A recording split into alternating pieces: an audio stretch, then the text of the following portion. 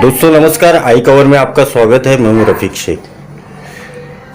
थाना से हमारे जो है कल्याण ग्रामीण के खासदार है डॉक्टर श्रीकांत शिंदे साहब, जो लॉकडाउन के दरमियान लोगों की बराबर से मदद करते आए।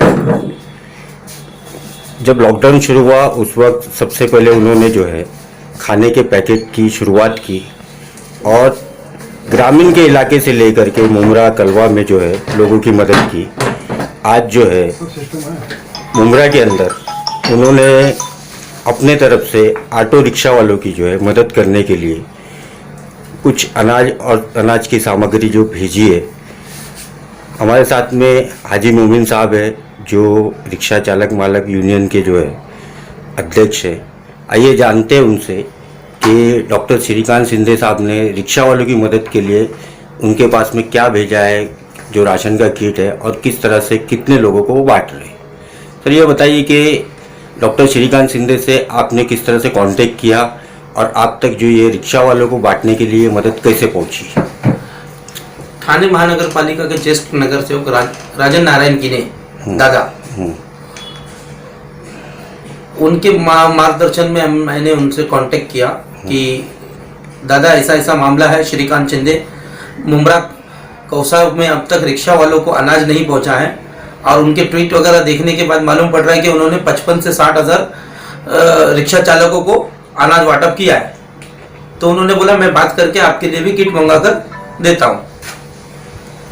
तो यहाँ पे कितने लोगों को मतलब जो खासदार है यहाँ के एमपी है, मेंबर ऑफ पार्लियामेंट है डॉक्टर श्रीकांत शिंदे, उन्होंने कितने ऑटो रिक्शा वालों को जो है कल हमारे पास 10 तारीख को दोपहर में 2 बजे उप महापौर रमाकांत मडवी जी और राजन नारायण की ने दादा उनके मार्गदर्शन में हमारे पास 250 किट कल दोपहर में मिली और हमने कल शाम में इफ्तार बाद 8 बजे उन 250 किट पे एक 220 रिक्शा वालों को अब तक बांट चुका है। और जिन लोगों के नाम लिखे हुए वो अपने आके अभी एक 20-22 किट अभी हमारे पास बची होगी, वो अभी अपना आके आज के दिन में लेके जा रहे हैं।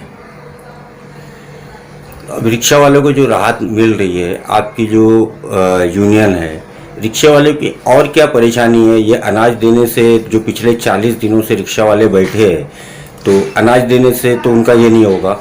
रिक्शा वालों का जो सबसे बड़ा प्रॉब्लम है, एक यूनियन के अध्यक्ष होने के नाते ये आपसे मैं सवाल करूंगा। सरकार ने बैंकों से कहा था कि वो 3 महीने तक जो है किसी तरह का कोई उनसे जो है जो उनका बैंक का हफ्ता होता था, जो ईएमआई होता था, वो ना ले। लेकिन कई बैंकों ने काट भी लिया ईएमआई। ऑटो रिक्शा वालों का भी काटा है, गाड़ियों वालों को भी काटा है, दूसरे लोगों का भी काटा है। और जो सरकार से मांग की गई थी कि 3 महीने का जो है उनके हफ्ते के ऊपर जो भी ब्याज आता है वो माफ़ किया जाए। चूँकि खासदार की तरफ से आया है और बात सेंट्रल गवर्नमेंट से रिलेटेड है, तो आप क्या मांग करोगे उन ऑटो रिक्शा वालों से?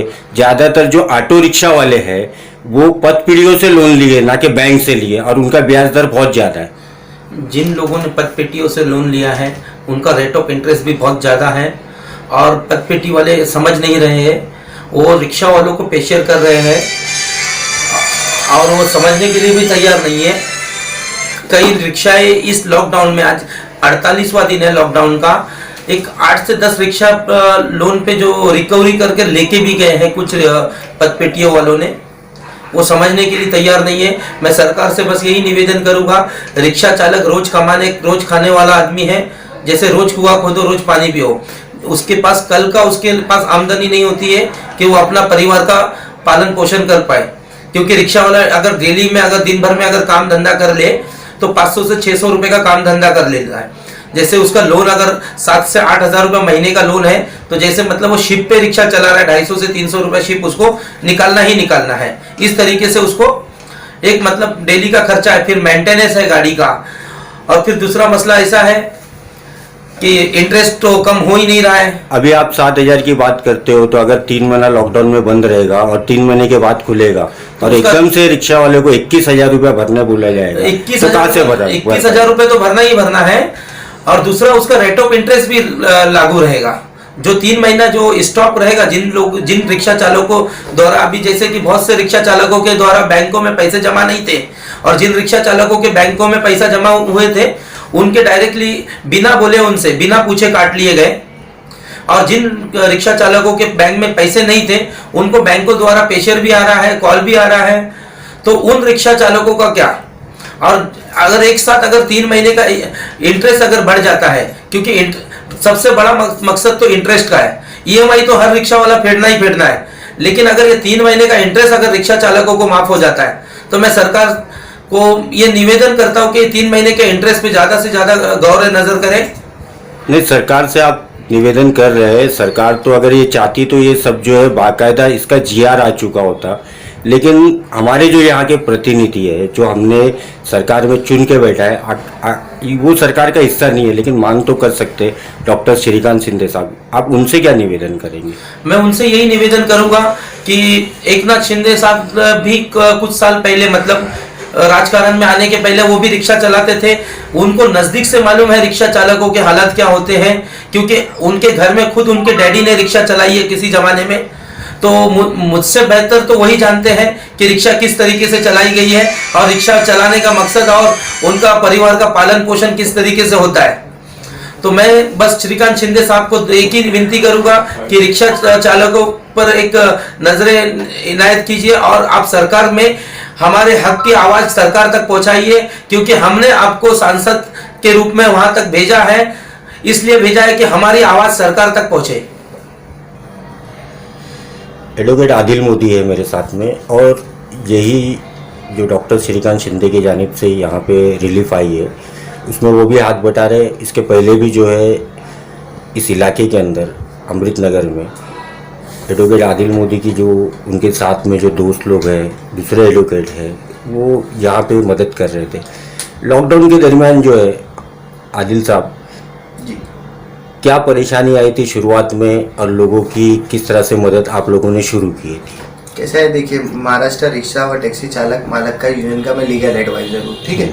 तो इसमें क्या है कि रिक्शा वालों की जो कंप्लेंट्स होती है वो उनके अध्यक्ष के पास जाती है, अध्यक्ष लोग आते हैं, हम लोगों से भी डिस्कस करते हैं। तो कैसा है, जब से 22 तारीख से ये लॉकडाउन शुरू हुआ है, ठीक है, तो ये रिक्शा वालों को कैसा है कि बाहर निकलना अलाउड नहीं है। कलेक्टर ने भी जीआर रेडी करके इनको निकलने के लिए बात मना कर दिया है। कितनी रिक्शाएं सीज हो गई थी, उनको हमने हेल्प करके छुड़ाया है, पैसे भर के यूनियन के जरिए से पैसे भर के छुड़वाया है, ठीक है। अब ये रिक्शा वालों की कंडीशन ऐसी थी कि ये रोज अपनी रिक्शा चलाते थे, अपना घर और अपनी ईएमआई वगैरह पे करते थे, ठीक है। मगर ये कंटिन्यू जैसा 2-5 दिन 8 दिन 10 दिन का आदमी समझ सकता है, मगर इसके बाद कैसे समझ में आएगा? इतना दिन, आज इतना दिन हो चुका है, ये रिक्शा वालों की कंडीशन इतनी खराब हो गई है, सर रोड के गरीब घूम जैसा बैठता है वैसे इनकी हालत हो गई है। तो इन लोगों ने की जो इन्होंने अपने अध्यक्ष से इसकी रिक्वायरमेंट मांगी थी, सर आप अपने यूनियन में कुछ कराइए। तो अध्यक्ष साहब ने हमारे पास हमने जाके श्रीकांत शिंदे साहब से बात की थी, ठीक है। उनको लेटर दिया गया था बाकायदा और लिस्ट बना के दी थी कि 2500 लोगों को हमारे को 2500 किट चाहिए मुमरा कौसा के लिए, सिर्फ जो रिक्शा वालों को बांटी जाए। तो उसमें से एक फर्स्ट स्लॉट हमको आ चुका है। अभी हम और लिस्ट रेडी कर रहे हैं और लोगों की लिस्ट रेडी हो रही है। जैसे वो दूसरी लिस्ट भी रेडी होगी हम उनको देंगे, फिर दूसरा स्लॉट आएगा। ऐसे ही हम लोग लिस्ट बनाएंगे जब तक ये लॉकडाउन खत्म नहीं होगा।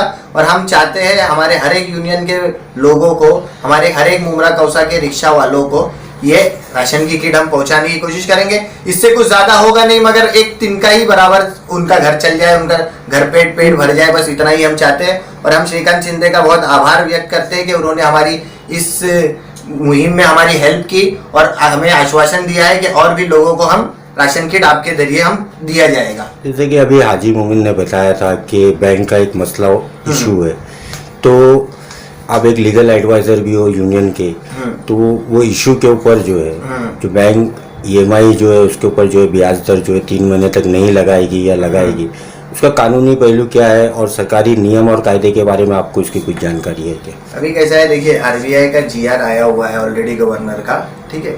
उसके हिसाब से 3 महीने का कोई भी इंटरेस्ट नहीं लगेगा, ये समझिए आप चीजों को, ठीक है। उसका जीआर आ चुका है और कोई भी बैंक अगर जबरदस्ती लेगी तो उसके ऊपर लीगली कार्रवाई होगी, क्योंकि जैसे अभी लोगों की लेगी तो कंप्लेंट आएगी, जब कंप्लेंट आएगी तो उस पर लीगली एक्शन लिया जाएगा। मगर उसका जीआर आ चुका है, 3 महीने तक का सुप्रीम कोर्ट का ऑर्डर भी आया हुआ है, उसके ऊपर पीआईएल दाखिल हुई थी, उसका ऑर्डर भी आ चुका है, वो भी रखा हुआ है मेरे पास, ठीक है। जैसे ही कोई आएगा तो अपन उस पर करेंगे। लेकिन 3 महीने के बाद में जो है, जो उसको एक मुश्त अगर भरना पड़े, अगर एक रिक्शा वाला 7,000 महीने का उसका EMI का होता है, उस पर अगर ब्याज लगा लिया जाए तो 8 है, तो 24,000 रुपया अगर उसको भरना पड़े तो उसका सोल्यूशन सरकार ने नहीं, कुछ 24,000 नहीं भरना पड़ेगा। वो जो 3 महीने जो है ना उसको एक्सटेंड करके मिलेगा, एक्सटेंशन मिला है उस पे। हाँ। जैसा अभी उसकी लोन जैसा 24 महीने की 36 महीने की होती है, ठीक है, जैसे 24 महीने की उसकी लोन थी तो उसने 10 महीने भरा है, तो अब 14 महीने बचे, तो ये 3 महीने काउंट नहीं होंगे, तो और अभी 14 के 14 उसके बाकी रहेंगे। मतलब 14 उसको के 24 3 महीना बढ़ा दिया 3 जाए। महीना उस पे एक्सटेंड हुआ है, जैसे 24 महीने के बदले 27 महीना हुआ है, 36 महीने के बदले 39 मंथ्स हुआ है।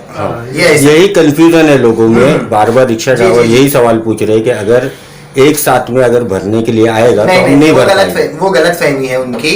ये 3 महीना बढ़ चुका है, 3 महीना एक्सटेंड, ये 3 महीना जैसे हुआ ही नहीं है ऐसा समझिए। 3 महीना आपको और एक्स्ट्रा मिलेगा आपकी इस पे।